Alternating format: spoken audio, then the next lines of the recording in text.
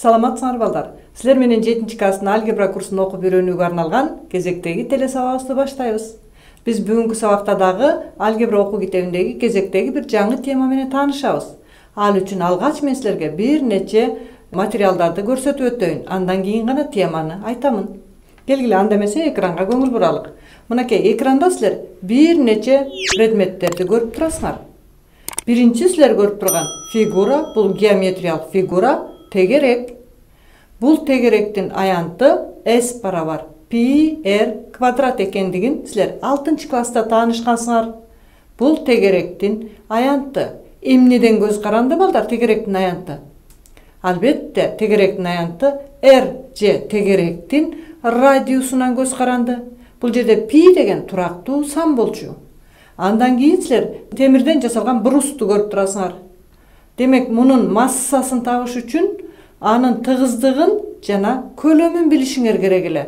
Мынакей темир брустун массасы анын тыгыздыгынан, ал жасалган материалдын тыгыздыгынан жана көлөмүнөн көз каранды. Үчүнчү силер көрүп турган геометриялык фигуралардын бири көлөмдүү фигура. Бул тик бурчтуу параллелепипед. Мунун көлөмү, анын узуну, туурасы жана бийиктигинен көз каранды. Урматтуу окуучулар, мынакей 3 өлчөмдөн көз карандык экендигин көрүп турасыңар. Силерге экранда көрүнүп турган тегеректин аянты бир гана чоңдуктан анын радиусунан көз каранды. Металл брустун массасы эки нерседен көз каранды. Анын жасалган материалдын тыгыздыгынан жана көлөмүнөн көз каранды. Ал эми тик бурчтуу параллелепипеддин көлөмү силер көрүп тургандай анын 3 өлчөмүнөн көз каранды. Мына ушуларды байкап туруп силер биринчисинде бир тегеректин аянты бир чоңдуктан көз каранды экендигин байкадыңар. Металл брустун массасы 2 чоңдуктан көз каранды болуп атат. Тик бурчтуу параллелепипеддин көлөмү 3 чоңдуктан көз каранды болуп атат. Мен көрсөтүп жаткан 3 мисалда тең көз карандылыктар тууралуу сүйлөшүп жатабыз. Урматтуу окуучулар, билесиңерби, жашоодо өтө көп процесстер бири-биринен көз каранды болгон чоңдуктардан түзүлөт. Башкача айтканда, мен азыр силерге көрсөтүп жаткан бир нече чоңдуктар бири-биринен көз каранды чоңдуктар экендигин көрүп турасыңар. Мектеп курсунда биз 2 гана чоңдуктун арасында көз карандылыкты үйрөнөбүз. Түшүндүңөрбү?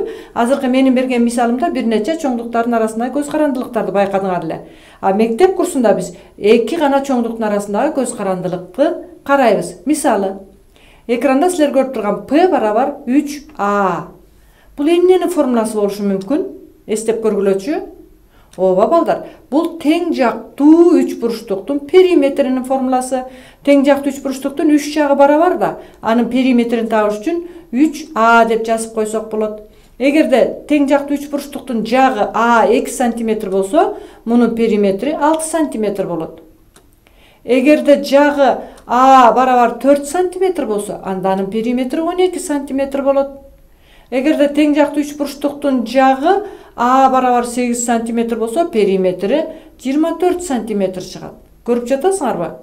Демек, бул жерде силер байкагандай, тең жактуу 3 бурчтуктун периметри анын жагынан көз каранды болуп жатат. Мынакей жагы 2, 4, 8 болсо, периметри 6, 12, 24 болуп. Демек, тең жактуу 3 бурчтуктун периметри анын жагынан көз каранды экендигин көрүп турасыңар.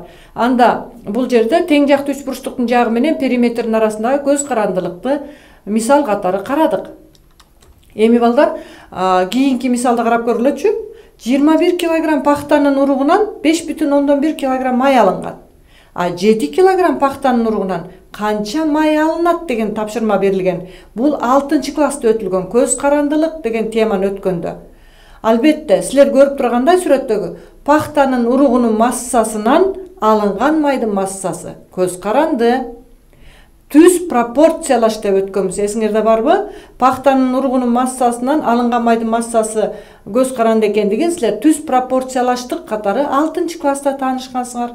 Жашоодо демек ушундай бири экинчисинен көз каранды болгон бир нече чоңдуктар кездешет. Кээ бир учурда силер 6 класста аларды бири экинчисинен түз пропорциялаш экендигин үйрөнгөнсүңөр, айрымдары тескери пропорциялаш экенин үйрөнгөнсүңөр, айрым эки чоңдук пропорциялаш болбой калган учурду мисал катары караганбыз. Ушундайбы? Анда эмесе келгиле, азыр мен силерге эки чоңдуктун бири-биринен көз карандылыгын Мен азыр силерге этап менен жасайм. Мына эки чоңдуктун арасындагы көз карандылык биз бүгүн өтүүчү тема болуп эсептелет. Анда эмесе, урматтуу окуучулар, биздин бүгүнкү сабактын темасын жазып алгыла. Кана, дептериңерге бүгүнкү сабактын темасын жазып алгыла. Биздин бүгүнкү сабактын темасы функция деген эмне? Кайталайм. Биздин бүгүнкү сабактын темасы функция деген эмне? Жазып алдыңарбы? Мен азыр ушул биздин бүгүнкү өтүлүүчү теманы айтып жатып, силерге азыр 3 нерсени көрсөтүп өтүп атам. Байкап атасыңарбы?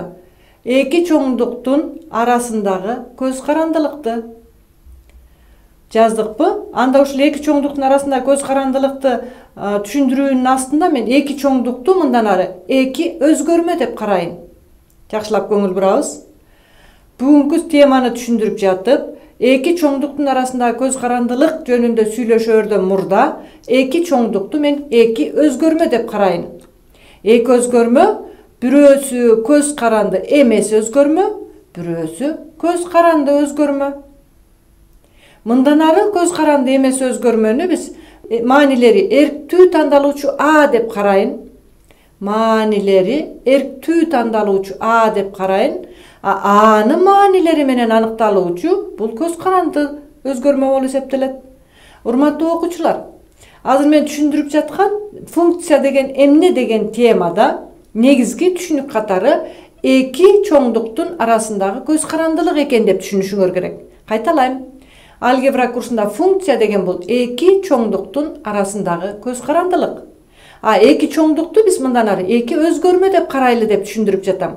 Эки өзгөрмөнүн бирөө көз каранды өзгөрмө, бирөө көз каранды эмес өзгөрмө. Мисал үчүн тегеректин аянтын тапканда жогорудагы мисалды эстеп көрүлөчү. S = πr квадрат болсо, аянт эмнеден көз каранды болду? Ооба, аянт тегеректин радиусунан көз каранды болду. Ошондуктан мындан ары биз бүгүнкү карап жаткан функция деген эмне деген темада эки өзгөрмө, бирөө көз каранды өзгөрмө болоорун билдиңер, бирөө көз каранды эмес өзгөрмө болоорун билдиңер. Көз каранды эмес өзгөрмөнүн маанилери эрктүү тандалат. Көз каранды өзгөрмөнүкү ошол көз каранды эмес өзгөрмөнүн маанилерине ылайык табылат. Анда эмесе келгиле. Андан ары ушул функция деген терминди алгебрага ким киргизгендигин көрүп тургула. Мынакей, бул терминди биринчи жолу немец философу жана математиги Лейбниц тарабынан 1694-жылы киргизилген.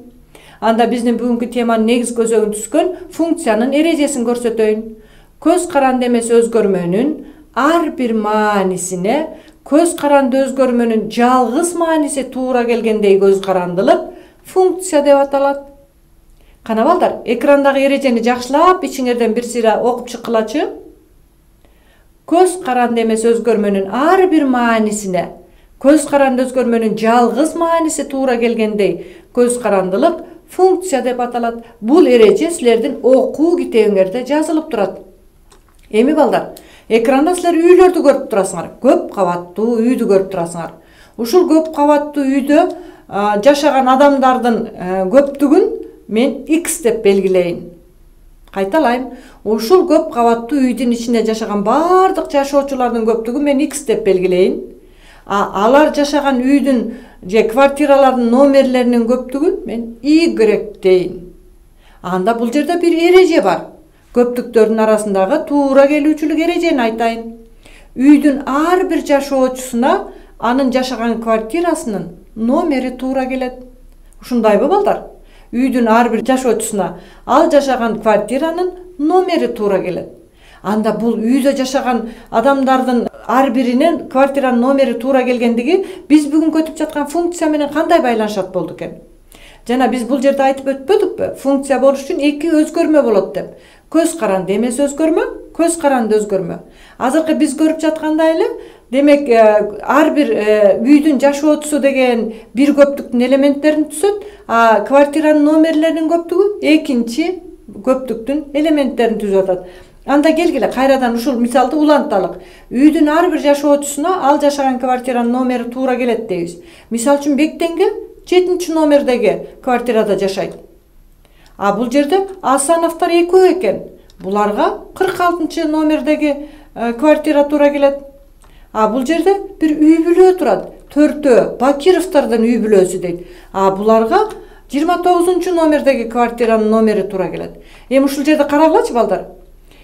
Бирөөнө Бектенге 7-квартира деген туура келсе, ал 7-квартирада Бектен жалгыз жашаганын көрүп турасыңар. Асановдор 2 болсо деле 46-номер туура келип атат. Бакировдор 4 болсо деле 29-номер туура келип атат. Ушул жерден X дегендерге Бектен, Асановдор, Бакировдун үй бүлөлөрүн силер көз каранды эмес өзгөрмөлөр деп түшүнгүлө. 7, 46, 29 деген экинчи бир көптүктүн элементтери. Демек, адамдар болгондо бир адамга деле бир квартиранын номери туш келиши мүмкүн, 2 адамга деле бир номер туш келиши мүмкүн. 4 адамга деле бир эле үйдүн номери туш келип калган учурлар кездешет. Бул көптүктөрдүн арасындагы туура келүүчүлүк болчу. Анда балдар, бул функция деп биз бүгүн өтүп жаткан термин, бул көп маанилүү сөз. Функция деген сөз көп маанилүү сөз. Эгерде сөздүккө топтоло турган болсок, роль синонимин айтып жатам. Силер кыргыз тилден билесиңер да, функция деген терминдин ордуна роль деп да колдонушубуз мүмкүн, миссия деп да колдонушубуз мүмкүн, милдет деп да колдонушубуз мүмкүн. Урматтуу окуучулар, мисал үчүн, мугалимдин функциясы эмне десе, билим берүү. Окуучунун роль эмне? Билим алуу. Же бүгүнкү сабакта менин миссиям эмне деген сөздөр келдешет. Көрдүңөрбү? Ушул функция деген терминдин ордуна жашообузда алгебрадан башка учурда көп маанилүү сөз болгондуктан синонимдер кездешет экендигин көрдүңөр. Функция дегенде математикалык термин катары немец философу жана математиги Лейбниц киргизгендигин билдиңер. Эми балдар жогорудагы мисалды улап өтөлүк. Демек, функция болуш үчүн көз каранды эмес өзгөрмөнүн ар бир маанисине көз каранды өзгөрмөнүн бирден гана мааниси туура келерин билдиңер. Анда функция болуш үчүн көрдүңөрбү? Бир квартирада бир адам жашаса, ага бир номер туура келиши мүмкүн. Бир квартирада 2 адам жашаса деле ага бир номер туура келиши мүмкүн. Ушул мисалды улап, X-тын бир маанисине Y-тын бир мааниси туура келиши мүмкүн. X-тын бир нече маанисине деле Y-тын бирден гана мааниси туура келгенде гана функция пайда болот. Ушул мисалдын негизинде ушуну эстеп калышыңар керек. Эми балдар, мынакей экранга карагылачы. Машина бир калыпта 60 км/саат ылдамдык менен бара жатыптыр. Анда балдар, бул машинанын убакыттын өтүшү менен 1 саатта, 2 саатта канча аралыкта өтөрүн жазайынчы? 1 саатта 60 километрди өтөт.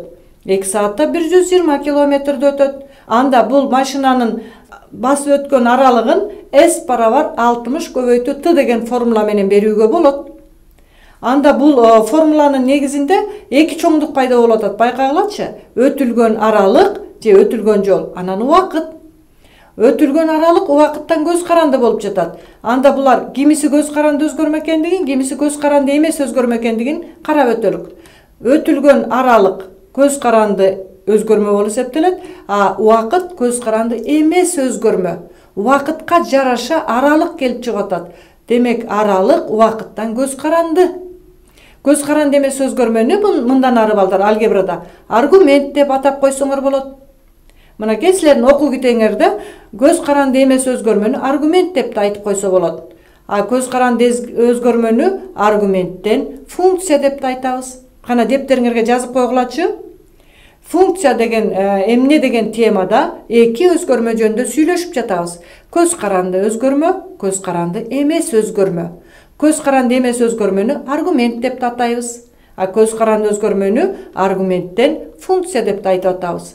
Эми балдар, силерге суроо. Кана дептериңерге суроонун шартына ылайык келген жооптун номерин жазганга аракет кылгыла. Суроодо мындай деп турат.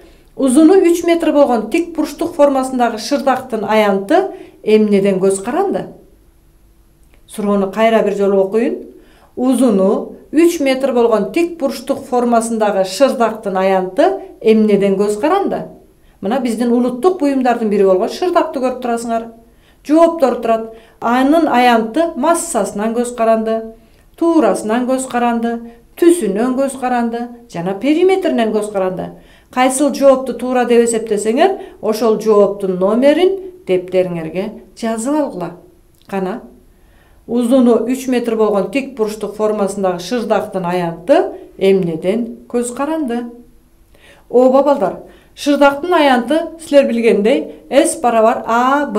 Башкача айтканда, тик бурчтук формасында болсо, А жана Б анын жактары, бирөө узуну, бирөө туурасы болсун. Анда узуну 3 метр болгон деп берилип атса, бул шырдактын аянтын биз A'нын ордуна 3-тү жазалы, а туурасы Б болсун. Анда көрдүңөрбү? S барабар 3B деген формула келип чыкмак. Анда силер көрүп тургандай, берилген шырдактын аянты, берилген шырдактын туурасынан көз каранды болмок. Анын массасынан эмес, түсүнөн эмес, периметринен эмес, туурасынан көз каранды болот. Көрдүңөрбү балдар? Биз азыр S барабар 3B деген функцияга бир мисалды карап өттүк. Демек, бул учурда S көз каранды өзгөрмө, башкача айтканда функция, а B деген көз каранды эмес өзгөрмө.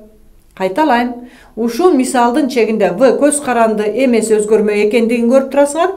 V'нын өзгөрүшүнө жараша аянт келип чыгат. V 2-ге барабар болсо аянт 6-га барабар болот. V 3-кө барабар болсо аянт 9-га барабар болот. Көрдүңөрбү? Бул жерде дагы эки чоңдуктун арасындагы көз карандылык болуп атат. Башкача айтканда функция пайда болду. Көз каранды өзгөрмөнү аянт катары карайлы, а көз каранды эмес өзгөрмөнү тик бурчтук формасындагы шырдактын туурасын карайлы. Көрдүңөрбү? Эми балдар, бир сутка ичиндеги абанын температурасынын өзгөрүшүнүн графигин түзөйүн азыр. Ал үчүн Т барабар 4 болгондо графикти карап туруп табалычы. Т барабар 4 болсо, абанын температурасы канча болуп атат? -6 болуп атат. Т барабар 12 болгондо абанын температурасы канча болуп атат? Карагылачы мына. Т деген абсцисса огунда жайланышып атат, температура ордината огунда Т барабар 2 болот экен. Т барабар 14 болгондо мына көрүп атасыңар, эми Т 14-төгүнү карайлы. Саат 14 болгондо абанын температурасы канча экендигин 4-кө барабар экендиги көрүнүп турат. А Т 24 болгондо абанын температурасы силер көрүп тургандай мына экранда -4-кө барабар экенин көрдүңөр. Бул силер көрүп турган бир сутка ичиндеги абанын температурасынын өзгөрүшү, убакыттын өзгөрүшү менен абанын температурасы да өзгөрүп жатат. Убакыттын ар бирине ага тиешелүү бир температура туура келет. Т 4 болсо температура -6 градус Цельсий, Т 12 болсо температура 2-ге барабар, убакыт 14 болсо температура 4 болуп атат, Т 24 болсо температура -4 экендигин көрүп турасыңар. Демек, ушундан балдар, биз бүгүнкү өтүп жаткан функция деген түшүнүктү жыйынтыктаганга туура келет. Демек, мен бүгүнкү сабакта силерге функция дегенди өттүм. Функция дегенде эки түрлүү чоңдук болот деп эскерттим. Көз каранды эмес өзгөрмө жана көз каранды өзгөрмө. Эми балдар, көз каранды эмес өзгөрмө бул эрктүү тандалган маанилерден түзүлөт да. Демек, кабыл алууга мүмкүн болгон X'тин маанилери функциянын аныкталуу областын түзөт. Башкача айтканда, көз каранды эмес өзгөрмө кабыл алууга мүмкүн болгон маанилердин бардыгы функциянын аныкталуу областын түзөт. А көз каранды өзгөрмөнүн алган маанилеринин көптүгү функциянын маанилеринин областын түзөт. Урматтуу окуучулар, ушул жерде экрандагы жазылган маалыматтарды дептериңерге жазып алганга аракет кылгыла. Демек, функцияда эки түрлүү өзгөрмө катышат. Көз каранды эмес өзгөрмө жана көз каранды өзгөрмө. Көз каранды эмес өзгөрмө кабыл алууга мүмкүн болгон маанилердин бардыгы берилген функциянын аныкталуу областын түзөт.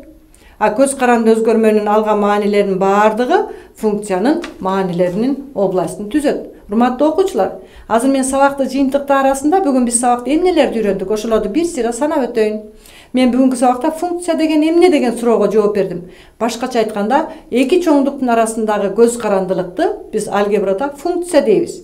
Ал кандай айтылат экен? Көз каранды эмес өзгөрмөнүн маанилерине, ар бир маанисинде көз каранды өзгөрмөнүн бирден гана мааниси туура келген көз карандылык бул функция деп аталат. Функцияда эки түрлүү өзгөрмө катышаарын билдиңер. Бирөө көз каранды өзгөрмө, бирөө көз каранды эмес өзгөрмө. Функциянын эки области бар, аныкталуу области бар жана маанилердин области бар экендигин көрүңөр. Билесиңер балдар, биз мындан ары функция тууралуу кененирээк маалыматтарды кийинки сабактарда да алабыз. Ошондуктан мен силер менен коштошоюн. Кайрадан эфир аркылуу жолугушканча саламатта калгыла.